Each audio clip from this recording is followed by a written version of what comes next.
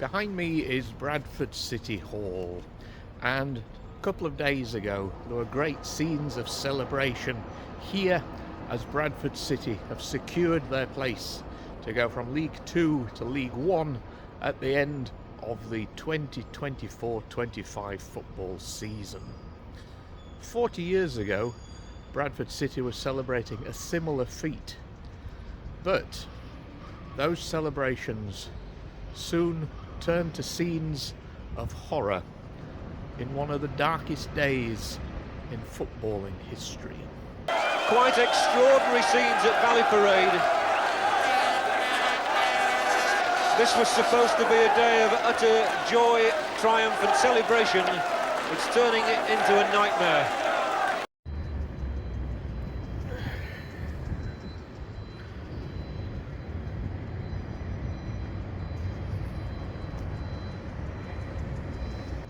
Hi everybody, Matt back with you in Bradford City, and as mentioned we're outside the City Hall, a fabulous building, and all this area of Bradford is currently undergoing a great deal of change. This was a road right through a couple of years ago, and now it's all undergoing regeneration, and Bradford is currently the city of culture.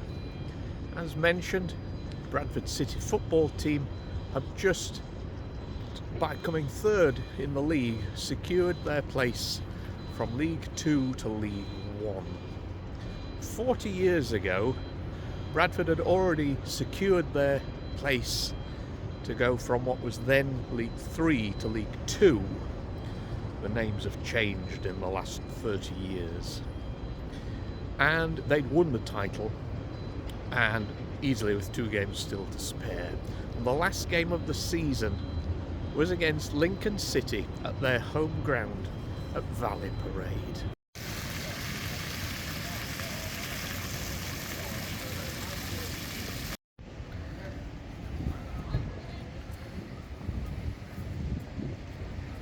So at roughly 3:04 on the 11th of May 1985, the match between Bradford and Lincoln kicks off at Valley Parade Stadium, which is just over to my left. I'll show you in a moment. Not necessarily a great match in the first half. It was 0-0, but about 40 minutes in, it was noticed that there was a glow coming from the stadium, the seats, and this match was going out, filmed by Yorkshire Television for local football called The Big Match, and this glow became very obviously a fire, and it spread rapidly, out of control, and then within 4 minutes there had been chaos and terror in that stadium.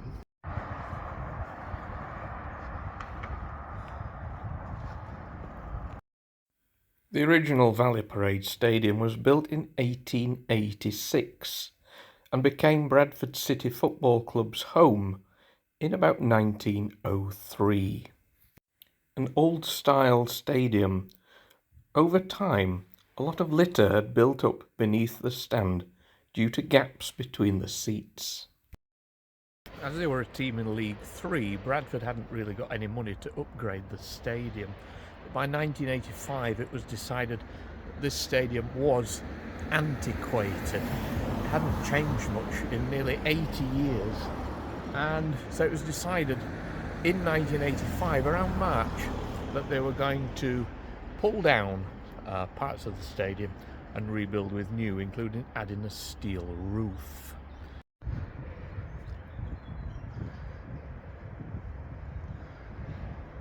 What had been happening over time is, because the chairs were old, the seats in the stadium were very old, and there were gaps between the seats, rubbish over decades had fallen down between the seats, litter, etc., and to the stand below, where it couldn't really be accessed. Inspectors had deemed that it was a fire accident waiting to happen, and had pretty much condemned the ground at this point. However, with the season nearly over, the works would get underway after the final match.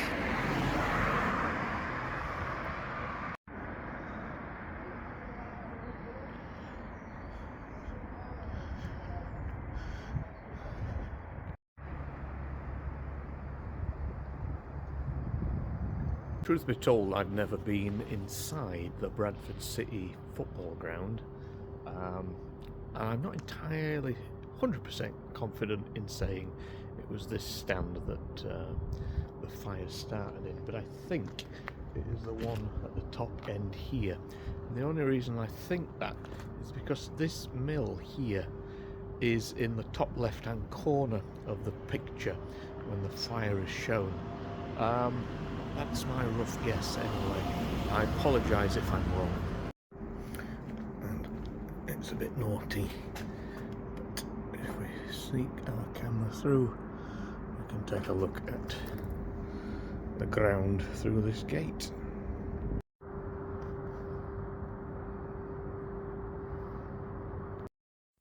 In less than 4 minutes from that first glow seen on the TV cameras, this is what the stand looked like at Bradford City.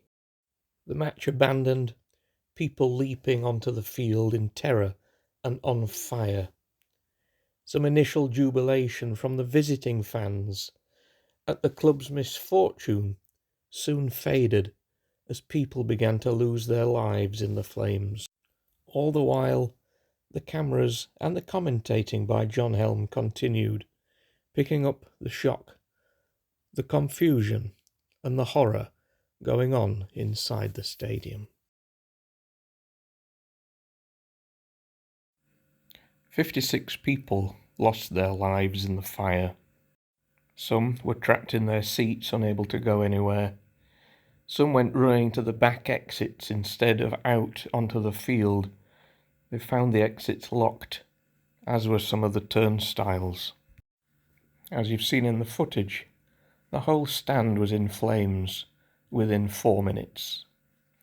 As the fire was put out or burned down, the horrific sights for the firemen began. Bodies still sitting upright in their seats, or piled up at the unlocked doors of exit K and turnstiles 6 to 9. Of the 56 who died, many had passed through smoke inhalation. 54 of them were from Bradford City fans, 2 were Lincoln City fans. 11 of them were under 18. 23 of them were over 65. The oldest victim was the 86-year-old club chairman, former chairman, Sam Firth, and over 265 were injured. It was the worst fire disaster in British football history. It was decided that the fire probably started from a discarded cigarette falling between the gaps on the seats onto the old litter and rubbish underneath.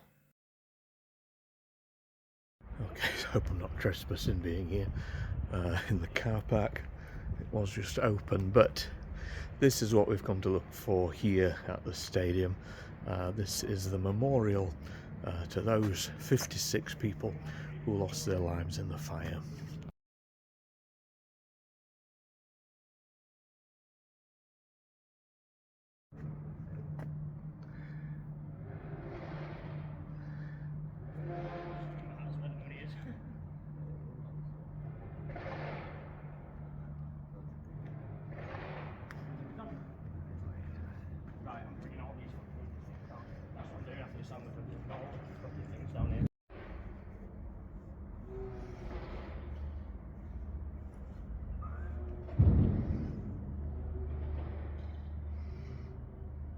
So there we go, that's the plaque tribute to the 56 victims of the fire.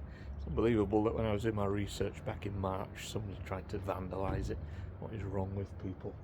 And it is, of course, very heartwarming to see tributes from other clubs. Everyone at Wolverhampton Wanderers has a Leeds scarf there, Stoke City. The football world remembers what happened here.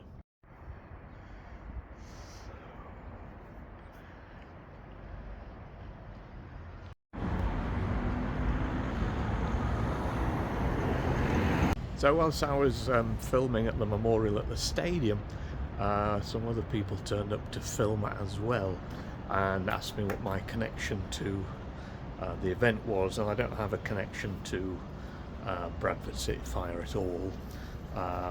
Obviously filming for this channel, but I do have a connection to Bradford because I've been around Bradford for the last 25 years, both as a student here and then for about 13 years up to last year I worked here as well. And the nature of the job means that I have spoken to thousands and thousands of people, and I know people who do have connections. I have friends who have connections to what happened at Bradford City, and yeah, it's an event that needs remembering. But more importantly, and it's always the case, I think, we remember the people. So I'm just going to head back to City Hall and let's have a look at the memorial that is outside City Hall with the names etched into it.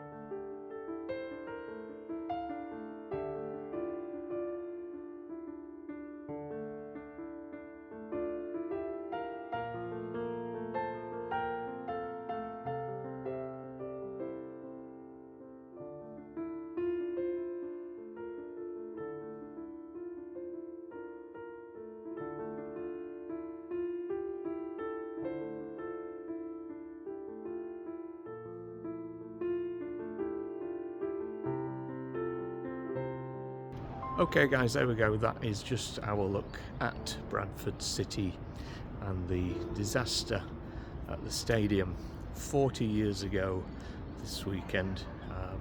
Rest in peace to all the victims, and I hope those who were affected by what happened at the stadium have found some peace in the years following what happened. We'll leave it at that, and yeah, I shall leave you here from Bradford. Till next time, we'll see you soon. Bye for now.